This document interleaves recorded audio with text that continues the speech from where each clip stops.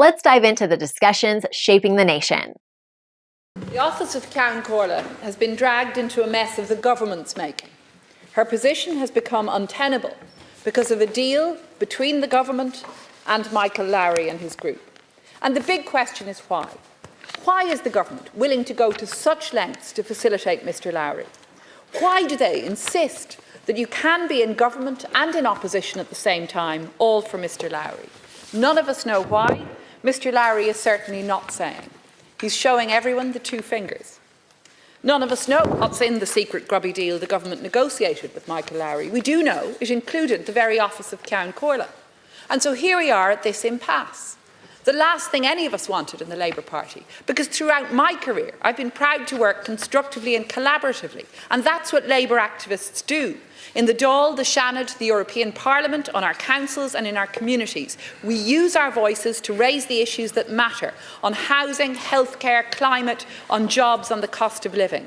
And on the eve of Trump's tariffs, in the threat of a global Trump slump, this is a time to work constructively, to address these issues. I'm glad we've been able to do that in the past few weeks, but undoubtedly, much attention has been focused on the ludicrous Lowry affair, and regrettably it has now culminated in the dragging into the picture of the Comhairle's office.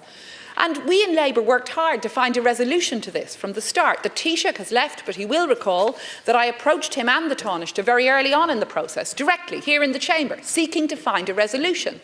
This was rejected by both Taoiseach and Taoiseach initially.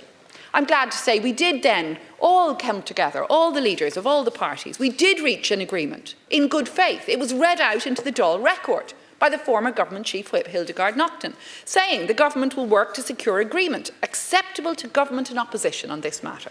Who reneged on that deal? It wasn't the Labour Party, it wasn't any opposition party, it was the government.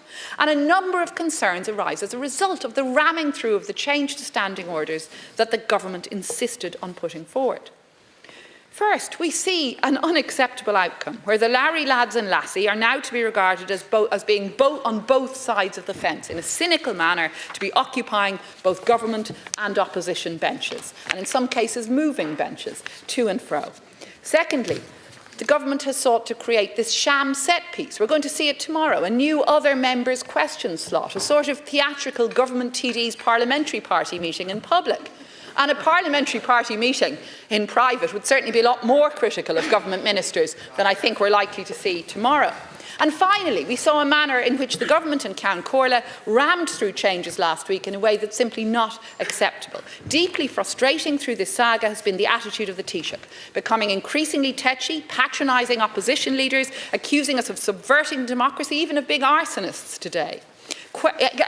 Getting deeply offended if we question his motivations, insisting this is really about a change to benefit government backbenchers and give them more speaking time. But the reality is government backbenchers will lose out. Other members' questions are being introduced at the expense of Taoiseach's questions on Wednesday, a slot which is now, we saw it today, being used by backbenchers lobbying for junior ministry, queuing up to tell the Taoiseach how great he is and what a great job he's doing.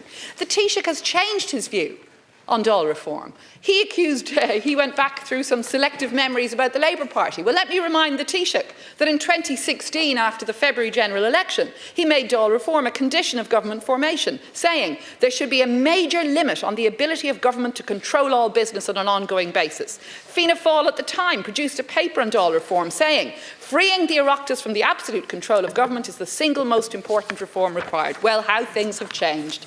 And what has the Taoiseach done? He's got a secret deal with the Lowry Group, and all these great principles have gone out the window. He's overturned decades of parliamentary precedent and created a noxious environment. He wants to attack the Labour Party because we happen to agree with all the parties in opposition on this issue. And this attack is unwarranted. Other parties have their own histories, but I'm proud to lead a party that has for more than a century worked to uphold the highest standards in public office. We have an unbroken record of holding ourselves to the highest ethical standards.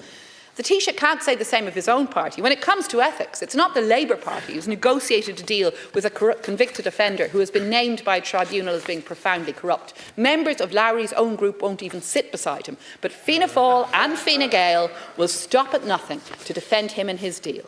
And as I said, regrettably, the Ceann office has been drawn into this. The Ceann should enjoy bipartisan support. Under standing orders, she must apply the rules in an impartial and fair manner. But last Tuesday, she deemed the order of business passed without a vote, despite clear objections from opposition benches. In other words, she caused business to be carried out without legitimate democratic basis and went on to ensure that the standing order change was rammed through in a highly contested process. And for that reason, with deep regret, we in Labour do consider her position is no longer tenable, and that's why we have signed the amendment to this motion, and that's why we will vote accordingly this evening. As Democrats, once that vote is held, of course we will accept its outcome. But the government may win the vote, but we've won the argument.